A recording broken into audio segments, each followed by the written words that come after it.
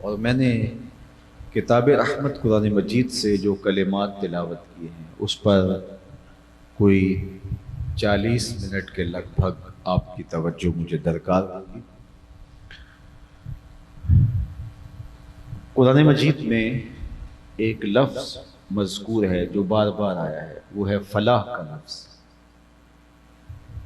اور یہ روز پانچوں نمازوں میں ہم لفظ سنتے بھی ہیں، پانچوں اذانوں میں یہ ہمیں سنائی دیتا، حی علی الفلاح، فلاح کی طرف آؤ۔ قرآن مجید میں سورہ المومنون کا ابتدائیہ ہے، قد افلح المؤمنون، اور جو میں نے آیت کریمہ سورۃ الاعلیٰ سے تلاوت کی ہے اس میں بھی یہی عنوان ہے، قد افلح من تزکا۔ تو فلاح کا لفظ ہمیں شریعت اسلامیہ میں بہت زیادہ ملتا ہے۔ تو فلاح کسے کہتے ہیں؟ دنیا اور آخرت دونوں جہانوں کی کامیابی کے لیے جو جامع لفظ ہے وہ فلاح ہے۔ دارین کی سعادتوں کو سمیٹنے والا شخص فالح کہلاتا ہے، جس کا یہ جہاں بھی اچھا ہو، جس کی وہ کائنات بھی اچھی ہو، اسے فلاح پانے والا کہا جاتا ہے۔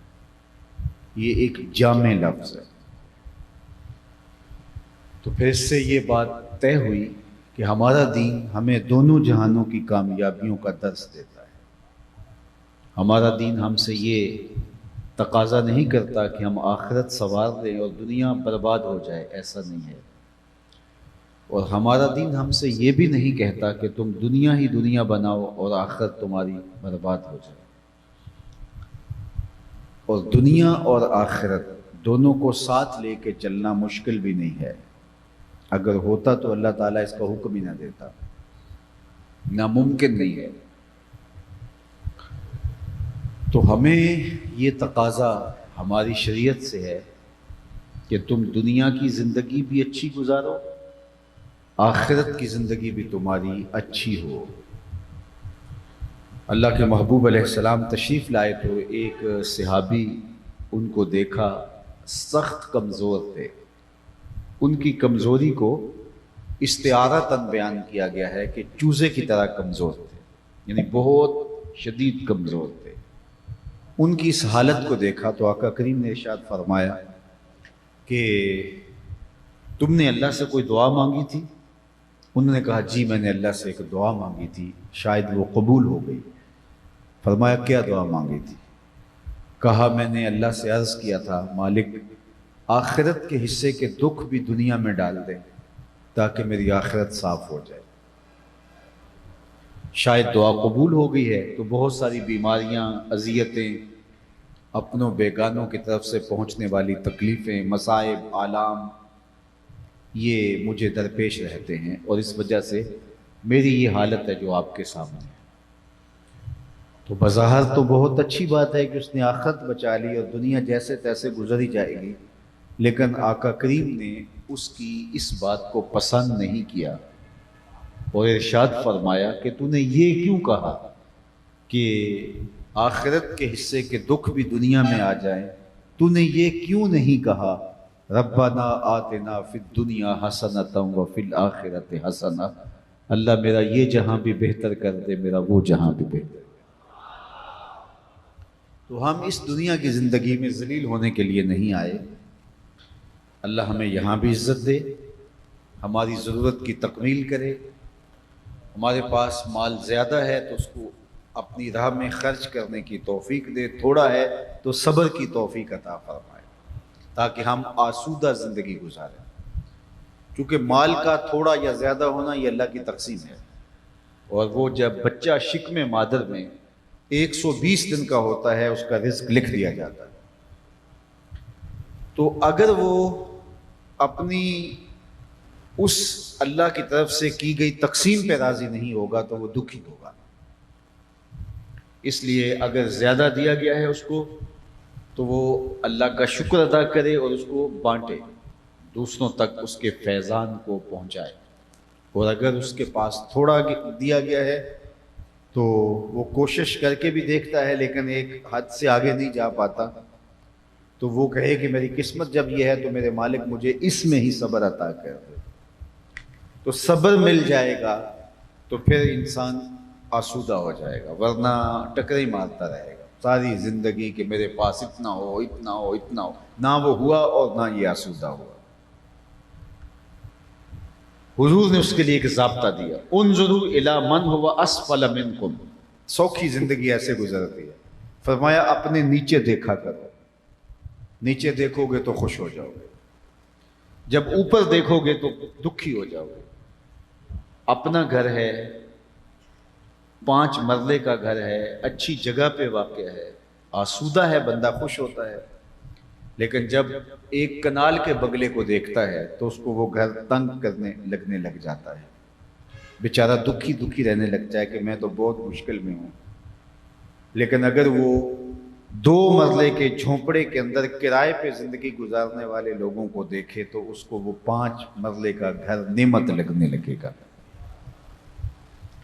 اور وہ جس کو دیکھ کے خوش ہوتا ہے کنال کا بنگلہ، وہ کہتا ہے کاش کہ میرے پاس بھی ہوتا، اور اس کو 2 مرلے کا 5 مرلے کا گھر تنگ لگتا ہے، تو اس کنال کے بنگلے والے نے 6 کنال کا بنگلہ دیکھ لیا اور اس کی نظر وہاں لگ گئی، تو اس کو تو کنال کا گھر بھی تنگ لگ رہا ہے جو تجھے کشادہ لگ رہا ہے، اور وہ بیچارہ مشکل ہے اور کہتا ہے گزارا ہی نہیں ہوتا، بچے زیادہ ہو گئے ہیں، یہ کنال ایک جگہ ہے، مہمان بھی آتے ہیں۔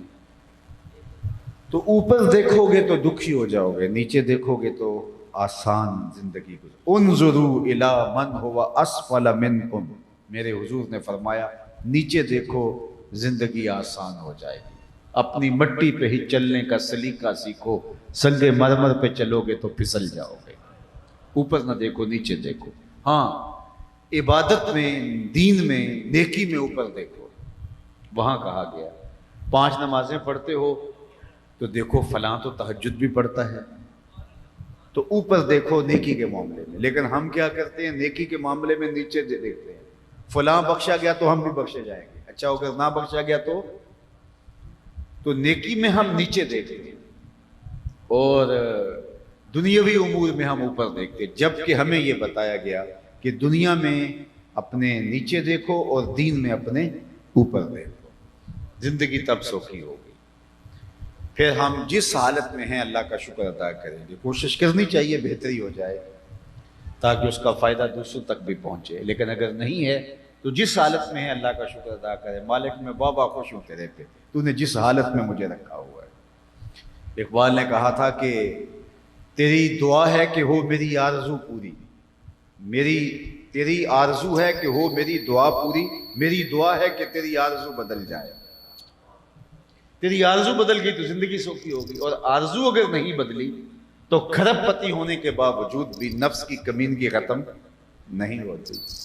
آپ اپنے ملک کے کتنے لوگوں کو دیکھ سکتے ہیں جنہوں نے اتنا مال بنایا، اتنا لوٹا، لیکن بیچارے سکھی نہیں ہیں، اب بھی ان کو صبر نہیں آ پا رہا، اور وہ جو 2 مرلے کے جھونپڑے میں رہتے ہیں وہ کہتے ہیں مالک تیرا بڑا شکر ہے۔ اللہ اکبر۔ بعض کسی امیر آدمی سے پوچھیں کیسے حالات ہیں جو اربوں خربوں میں کھیل رہا ہو، کہتا ہے بس گزر ہو ہی رہی ہے، اور بعض اوقات کسی غریب سے پوچھیں تو وہ لمبا ہاتھ کے کہتے ہیں اللہ کا بڑا شکر ہے، اللہ کا بڑا شکر ہے۔ تو اصل طمانیت، سکون، آسودگی مال کی قلت و کثرت میں نہیں ہے، وہ یہاں سے ہے۔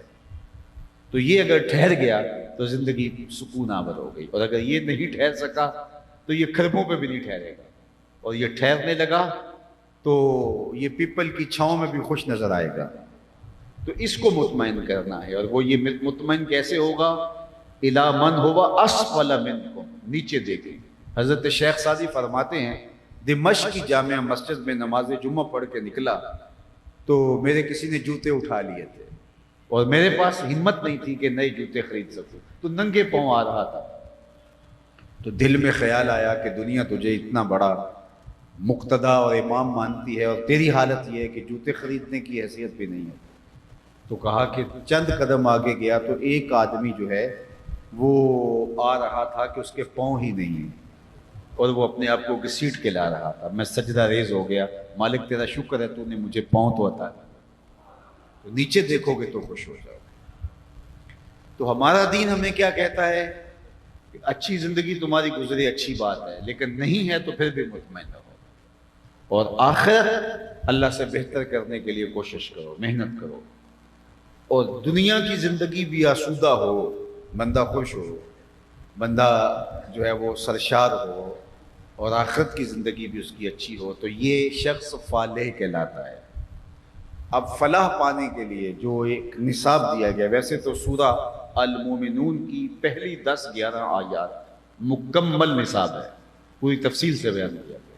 یہاں تھوڑا اختصار سے ہے، لیکن یہ نصاب بڑا جامع نصاب ہے. کیسے فلاح حاصل ہو؟ اب تو یہ ہم سمجھ گئے کہ ہم فلاح پانا چاہتے ہیں، دنیا اور آخرت دونوں جہانوں کی کامیابی، یہاں بھی عزت اور وہاں بھی عزت، یہاں بھی وقار وہاں بھی وقار، یہاں بھی آسودہ وہاں بھی آسودہ، یہاں بھی خوشحال اس جہاں میں بھی خوشحال. یہ کون نہیں چاہتا؟ ہر ایک چاہتا ہے. اس کے لیے فلاح کا لفظ ہے، اور ہمیں بلایا بھی جاتا ہے فلاح کی طرف آ جاؤ. تو فلاح کا نصاب کیا ہے؟ تو ذرا دیکھیے قرآن نے نصاب بیان کیا. قد افلح، کامیاب وہ ہوا، من تزکا، جس نے اپنے اندر کو ستھرا کر لیا، جس نے اپنے باطن کو سنوار لیا، جس نے اندر کی پاکیزگی، عفت، پاک دامنی کا اہتمام کیا، وہ سرخرو ہو گیا، وہ پاک، وہ فلاح پا گیا. تو بات تو پھر یہاں کی ہے کہ اس کو ستھرا کرنا ہے. ہم نے سارا زور پیکنگ پہ لگا دیا ہے، جو اندر ہے اس پہ زور ہی نہیں دیا. سارا جو ہے وہ ہم نے زور جو ہے وہ اوپر سے لگا دیا ہے. ہم بال سنوار رہے ہیں، ہم چہرہ سنوار رہے ہیں، ہم کپڑے سنوار رہے ہیں، کوئی کریز خراب تو نہیں ہوئی، ہم اس پر محنت کر رہے ہیں. اچھی بات ہے، ہمارا دین اس سے روکتا نہیں ہے، لیکن فلاح اگر پانی ہے تو اندر کو صاف کرنا ہوگا. میاں صاحب کا لہجہ دیکھیے، شیشے اتے کٹا جمیا کندھاں چاڑی جاندے. شیشے اتے کٹا جمیا کندھاں چاڑی جاندے، جلداں نوں اے سانپ کے رکھ دے ورکے پھاڑی جاندے. سارا زور جلد پہ ہے. جو اصل ورق ہیں ان کو سنوارنا ہے، ان کے اوپر کچھ تحریر کرنا ہے، ان کے اوپر کچھ لکھنا ہے. فرمایا قد افلح من تزکا، کامیاب وہ ہوا جس نے اپنے اندر کو ستھرا کیا. حضرت عبداللہ بن عمر بن عاص رضی اللہ تعالی عنہ فرماتے ہیں، ہم مسجد نبوی میں حضور کی صحبت میں بیٹھے ہوئے تھے. خوشاب و دور کے طیبہ مقام تھا ان کا، خوشاب و دور کے فیض عام تھا ان کا.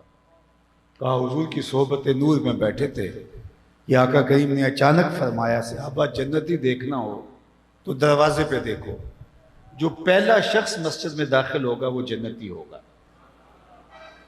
تو کہا کہ ویسے تو جنتی ہمارے سامنے بیٹھے ہوئے تھے، لیکن کوئی خاص بات تھی جس کی طرف حضور نے توجہ دلائی. تو ہم نے دیکھا تو ایک بوڑھا شخص بائیں ہاتھ میں جوتا پکڑا ہے اور تازہ وضو کے آثار اس کے چہرے پہ حویدہ ہے.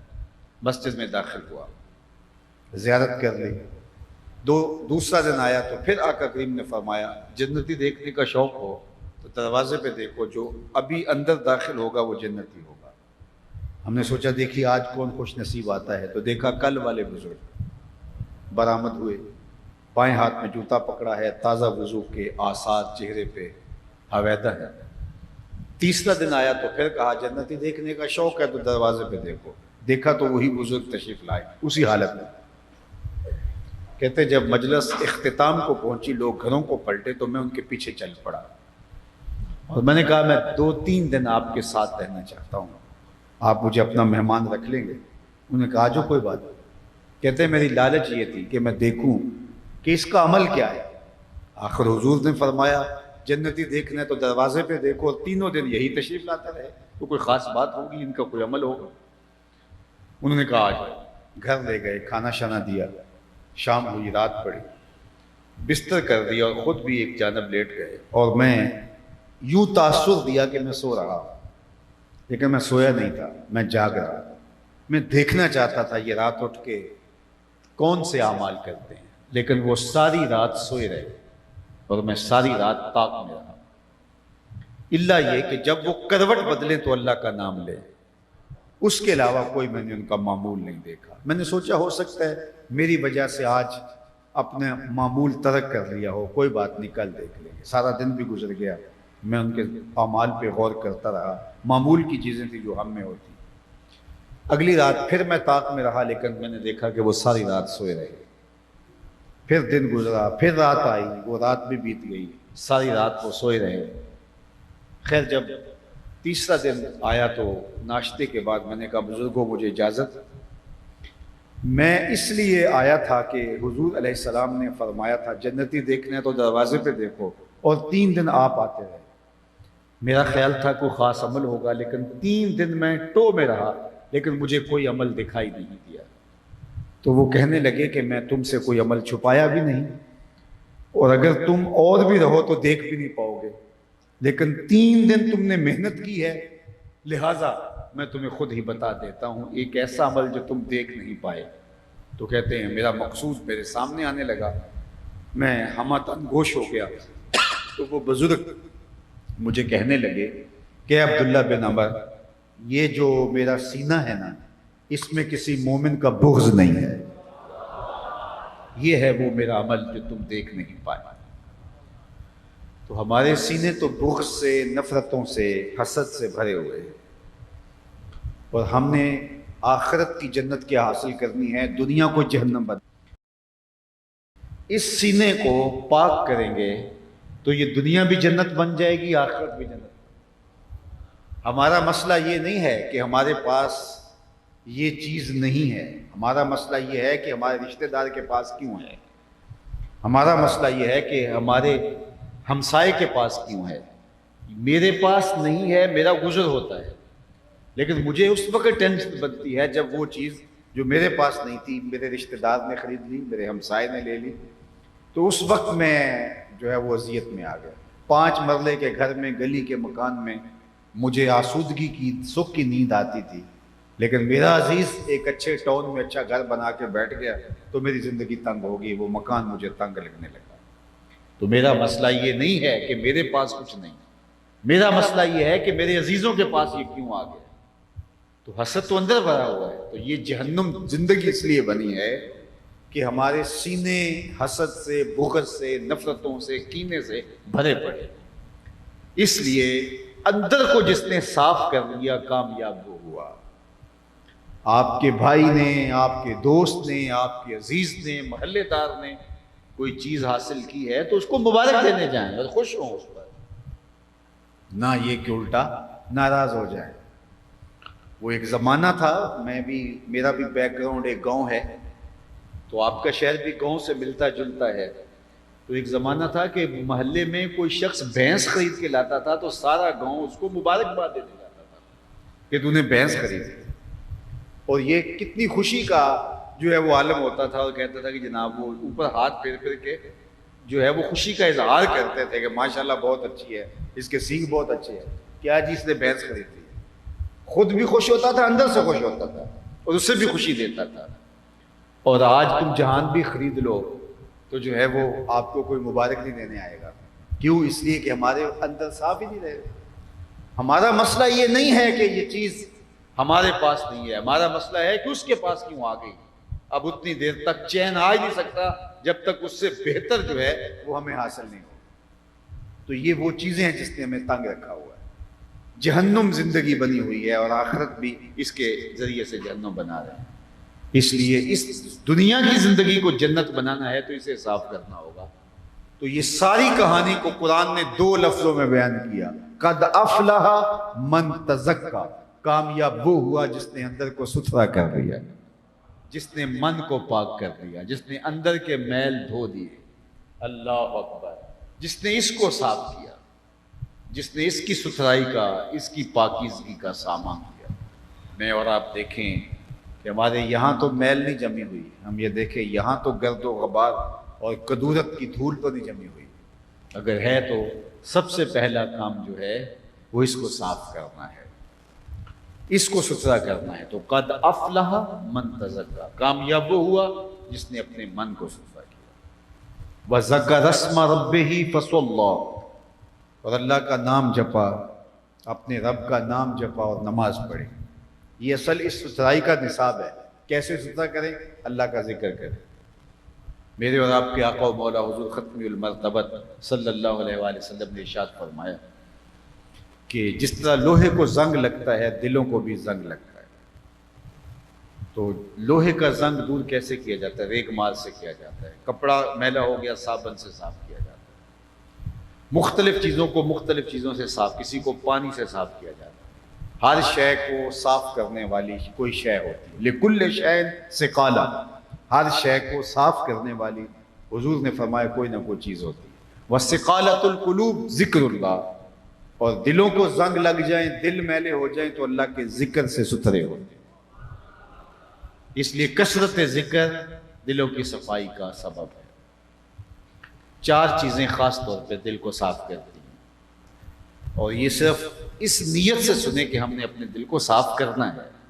یہ میلا ہو گیا ہوا ہے، اس لیے ہماری اس دنیا کی زندگی کو بھی جہنم بنا رکھا ہے اور آخرت کو بھی برباد کر رہا ہے۔ 4 چیزوں سے دل صاف ہوتا ہے، 4 چیزوں سے۔ ویسے تو بہت ساری ہیں لیکن نمایاں 4 چیزیں۔ ایک کثرت ذکر کے ساتھ، دوسرا کثرت تلاوت کلام مجید کے ساتھ۔ قرآن مجید کی تلاوت کرو گے دل دھلنا شروع ہو جائے گا، دل صاف ہو جائے گا۔ تیسری چیز کثرت کے ساتھ موت کو یاد کرنا، تذکیر موت۔ ضرور کچھ وقت نکال کر کے قبرستانوں میں چکر لگایا کرو۔ حضرت سیدنا شیخ عبد القادر الجیلانی فرماتے ہیں علیہ رحمہ و رضوان، جاؤ قبرستانوں میں جا کے دیکھو کیسے کیسے حسینوں کی مٹی خراب ہو رہی ہے۔ جو ایک چٹکی مٹی نہیں پڑنے دیتے تھے اپنے لباس پر، آج ان کے کفن بھی تار تار ہو گئے۔ اور آج کل بارشوں کے موسم میں ذرا جا کے دیکھو کیا حال ہے قبروں کا۔ اس مٹی کا رزق مجھے بھی اور آپ نے بھی بننا ہے۔ فرمایا لذتوں کو توڑنے والی کو یاد کرو۔ عرض کی حضور لذتوں کو توڑنے والی کیا ہے؟ قال الموت، فرمایا موت۔ تو موت دل کو صاف کر، موت کا ذکر یاد۔ اور چوتھی چیز صالحین کی صحبت، اچھے لوگوں کی صحبت حاصل کرنا یہ ہماری ضرورت ہے۔ ہم ان کے پاس جائیں، ان کے پاس جا کے بیٹھیں، ان کی صحبت کا نور پائیں۔ اچھے لوگوں کی صحبت دلوں کو صاف کرتی ہے، دلوں کی پاکیزگی کا سبب اور ذریعہ ہو۔ جس طرح برے لوگوں کی صحبت دل کے اندر غرض دنیا، محبت دنیا، خواہش دنیا، یہ سب کچھ برے لوگوں کی صحبت سے پیدا ہوتا ہے۔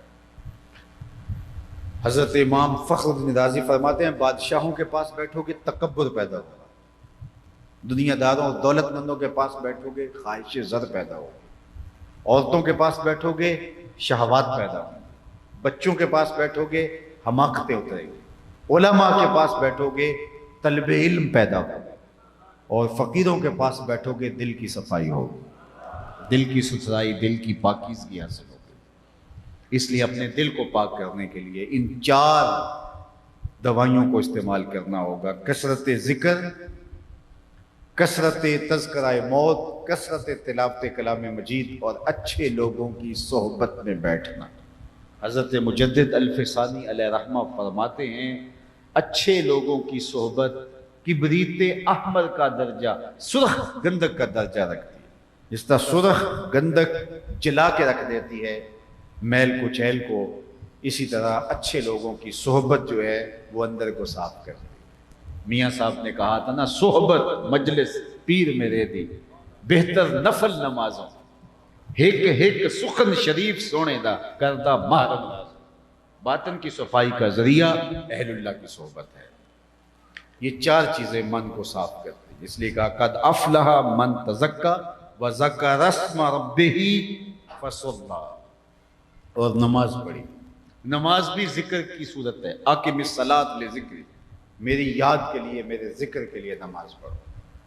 تو نماز بھی آپ کے دل کو پاک کرتی ہے، نماز بھی آپ کے دل کو صاف کرتی ہے، ستھرائی دیتی ہے۔ اللہ اکبر۔ یہ نصاب دینے کے بعد پھر کیا فرمایا؟ بل تؤثرون الحیات الدنیا، تمہارا رویہ تو نکموں یہی رہے گا کہ تم دنیا کی زندگی کو ترجیح دیتے ہو۔ اللہ اکبر، بل تؤثرون الحیات الدنیا، اس میں پیار دیکھو، نصاب پورا بیان کر کے کہا لیکن تم تو ادھر ہی جاؤ گے۔ قتل الانسان ما اکفر، ایک مقام پہ فرمایا مر جائے انسان کتنا ناشکر ہے، ہم کتنی گناگوں نعمتیں دی ہیں اور یہ کتنا ناشکر ہے۔ اللہ اکبر، تو یہاں فرمایا بل تؤثرون الحیات الدنیا، افسوس ہے تمہارے اوپر، تم دنیا کی زندگی کو ترجیح دو گے۔ امام فخر بن رازی فرماتے ہیں اس لیے کہ دنیا نقد ہے، آخرت ادھار ہے۔ شیطان کہتا ہے ابھی چوری کر ابھی مال ملے گا، ابھی زنا کر ابھی لذت ملے گی، اللہ وعدہ آخرت کا دیتا ہے۔ دنیا میں بھی کچھ انتظار کرنا پڑتا ہے، صبر ایک کٹھن مرحلہ ہے، لیکن انسان نقد کی طرف بھاگتا ہے، شیطان اس کو اجلت کی طرف لے کے جاتا ہے۔ اس لیے فرمایا اجلت شیطان کی طرف ہے اور تانی جو ہے یہ رحمان کی طرف سے۔ تو ہم اجلت کے بندے بن گئے ہیں، ہر چیز سمیٹ لیں اور بس اس کے لیے اقدار بھی فنا کر دیں، اخلاقیات بھی برباد کر دیں، رشتے بھی پامال کر دیں، کسی چیز کی پرواہ نہیں ہے۔ برباد کر کے رکھ دیا، انسانیت اڑ گئی، ختم ہو گئی۔ اللہ اکبر، شاید میری باتیں جو ہمارے مروجہ خطبے ہیں وہ ان موضوعات پہ بھی نہیں ہوتے، تو شاید مشکل لگ رہی ہو سمجھنے میں، لیکن میں اپنی طرف سے کچھ نہیں کہہ رہا، یہ قرآن کا پیغام ہے۔ بل تؤثرون الحیات الدنیا، تم دنیا کی زندگی کے پیچھے بھاگتے ہو، والآخرۃ خیر وابقی، اور آخرت بہتر بھی ہے اور دائمی بھی۔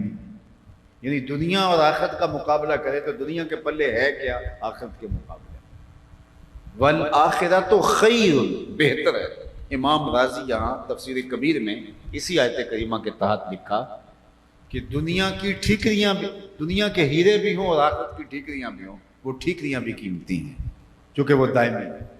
ایک شخص کے پاس 10 روپے ہیں لیکن اسی کا اختیار ہے، لیکن اس کی جیب کے اندر 1 کروڑ روپیہ ڈال دیا جائے، اکاؤنٹ میں ڈال دیا جائے، لیکن وہ اس کو استعمال نہیں کر سکتا، تو وہ اس کے نزدیک قیمتی چیز کون سی ہوئی؟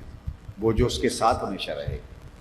تو آخرت کی ٹھیکریاں بھی ہوں تو وہ اس کے ساتھ رہنے والی، دنیا کا سب ہو، سب کچھ ہے، یہی چھوڑ جائے گا، ابھی کفن بھی میلا نہیں ہوگا، لوگ بانٹ لیں گے۔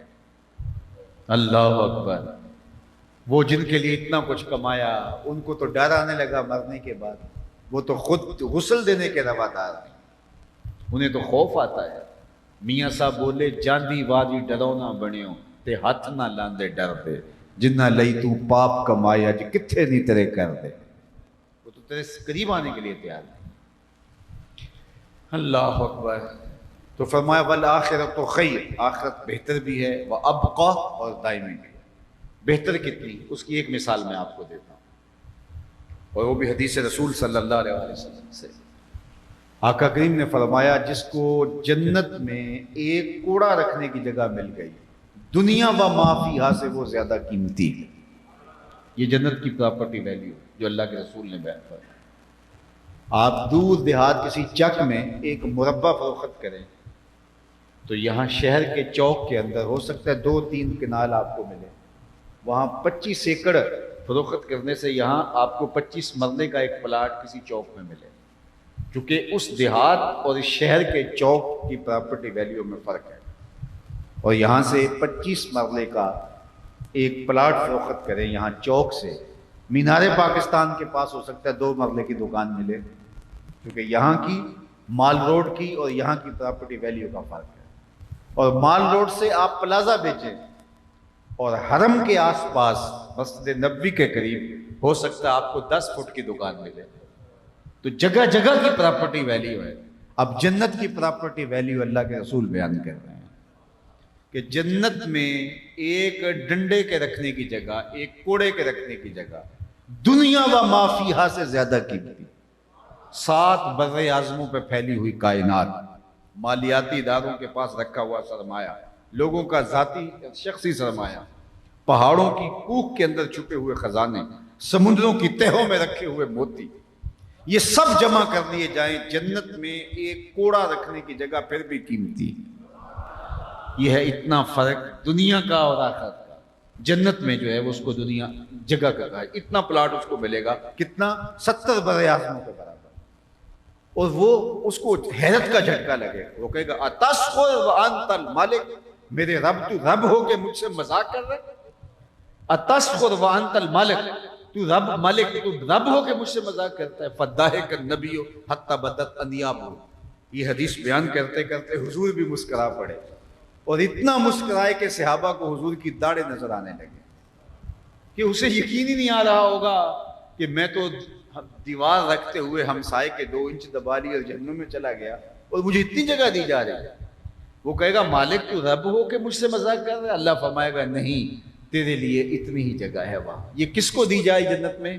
جو سب سے آخر میں جائے گا۔ ہمارے پنجابی میں کہتے ہیں جو پھاڑا ہوگا، اس کی جنت میں 70 بر اعظموں کے برابر جگہ ہوگی۔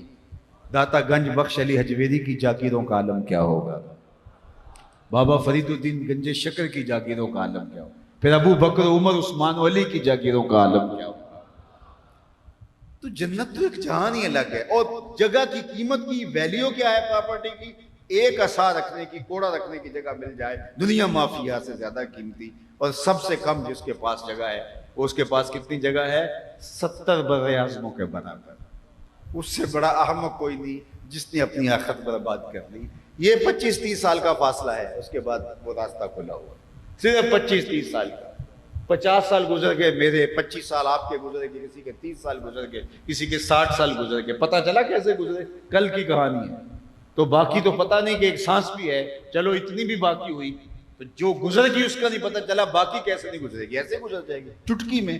اس کے بعد فاصلے پہ یا جنت یا جہنم کھڑی ہوئی ہے، اور ہم اتنا بھی صبر نہیں کر پاتے۔ داتا گنج بخش علی حجویری کے مرشد شیخ قتلی کہتے ہیں الدنیا یوم ولنا فیہا صوم، دنیا ایک دن ہم روزہ رکھ کے گزار رہے ہیں، چلے جانا ہے، نہ وہیں جا کے افطاری کریں گے۔ اللہ اکبر۔ تو اصل تو وہ زندگی ہے، تو کہیں اس زندگی کے بدلے میں اس کو برباد نہ کر بیٹھنا، اس سے بڑی حماقت نہیں ہے۔ یہ تھوڑا سا تو فاصلہ ہے، 25 سال 30 سال 20 سال، چند سانسوں کا فاصلہ ہے۔ آخر تو وہی زندگی ہے، اور وہ نہ ختم ہونے والی زندگی ہے۔ اور جس کے پاس سب سے کم پراپرٹی ہے، اس سے 70,000 جو ہے وہ 70 بر اعظموں کے برابر سب سے کم پراپرٹی والا ہے۔ اور اگر کوئی جہنم میں پھنس ہی گیا تو بتاؤ کہ وہ کتنی اذیت میں مبتلا ہوگا۔ تو آئیے میں اور آپ وَالْآخِرَةُ خَيْرٌ، آخرت بہتر ہے۔ پھر کہا وَأَبْقَى، اور دائمی بھی۔ یہ زندگی، یہاں زندگی کی نعمتیں ہیں کتنی، 60 سال 70 سال، یہی ہے نا، اس سے آگے کیا ہے؟ اور آخرت صرف یوم حشر، قرآن کہتا ہے مقدارہ 50,000 سنہ، صرف ایک دن 50,000 سال کے برابر ہوگا۔ 50 سال کے برابر نہیں، 50-100 سال کے برابر نہیں، مقدارہ 50,000 سنہ، 50,000 سال کے برابر ایک دن۔ پھر اس کے بعد نہ ختم ہونے والی زندگی، یہ ساری زندگی 60 سال کی، 70 سال کی، 50 سال کی، 45 سال کی، یہ ساری زندگی جس کی وجہ سے آخرت برباد کر رہے ہیں۔ اور وہ ایک دن مقدارہ 50,000 سنہ، 50,000 سال کی، پھر اس کے بعد نہ ختم ہونے والی زندگی۔ بلکہ جنتی جنت میں اور جہنمی جہنم میں چلے جائیں گے۔ جنتیوں کو ایک ہی کھٹکا اور خدشہ ہوگا، کہیں موت نہ آ جائے، اور جہنمیوں کو ایک ہی امید ہوگی، کبھی موت آ جائے تو جان چھوٹ جائے۔ پھر میدان حشر میں موت کو مینڈے کی شکل میں لایا جائے گا، جنتی جنت سے اور لمبی لمبی گردنیں نکال کے جہنمی جہنم سے دیکھ رہے ہوں گے، موت کو ذبح کر دیا جائے گا۔ اب موت کا قصہ تمام، اب موت ہے ہی نہیں۔ جنتی اتنے خوش ہوں گے، حدیث پاک میں آتا ہے اگر موت کو موت نہ ہی ہوتی تو یہ خوشی سے مر جاتے، اور جہنمی اتنی دکھی ہوں گے کہ اگر موت کو موت نہ ہی ہوتی تو یہ صدمے سے مر جاتے۔ لیکن موت کو موت آ چکی، اب ختم ہونے والی زندگی ہے ہی، وہ زندگی جس کا اب نقطہ انجام ہی نہیں ہے، اچھی شروع ہوگی یا بری، اب نقطہ انجام نہیں ہے۔ اور یہ 100 سال بھی ہو تو پھر بھی آنکھ چپکتے گزر جائے گی۔ یہاں کوئی بوڑھا آدمی تلاش کر لے تو اس کو پوچھے کہ جناب بچپن کی یادیں تازہ کرے، تو وہ کہتا ہے کل ہی کی تو بات ہے، 50 سال 40 سال 45 سال تو ہم سب میں سے اکثر لوگوں کی گزری ہے۔ تو ذرا ذہن پہ بوجھ دے تو کل کی کہانی نظر نہیں آ رہی بچپن، وہ کاغذ کی کشتی، وہ بارش کا پانی، یہ کل کی کہانی ہے۔ تو زندگی کیسے تیزی سے گزر گئی، تو جب 50 سال 60 سال گزر گئی تو باقی ہے کتنی ہمارے پاس؟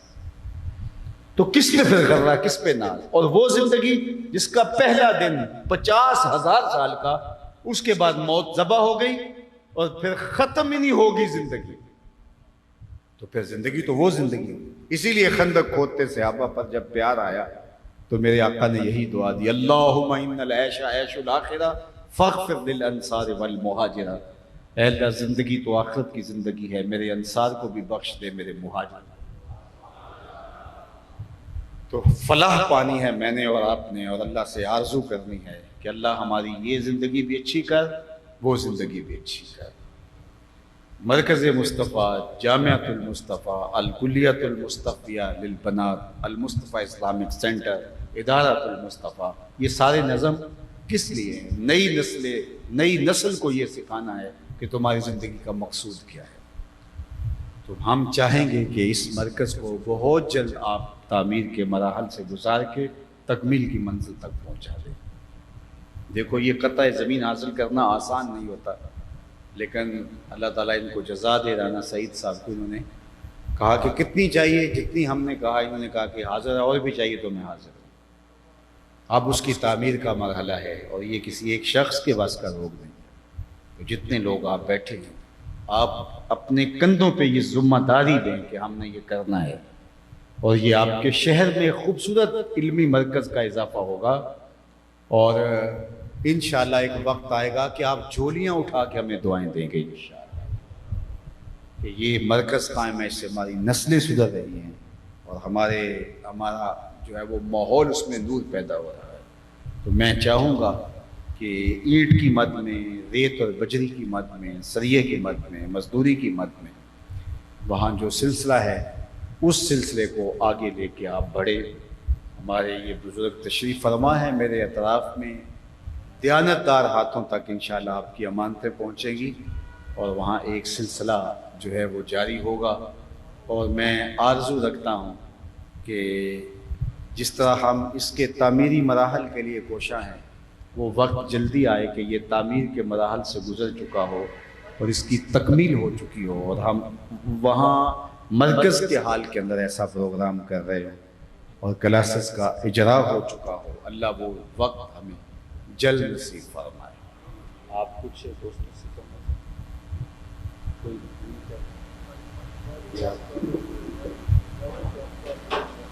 باہر بھی احباب موجود ہیں، اور اس وقت بھی رانا صاحب آپ سے کوئی 2-4 منٹ کے لیے مخاطب ہوتے ہیں۔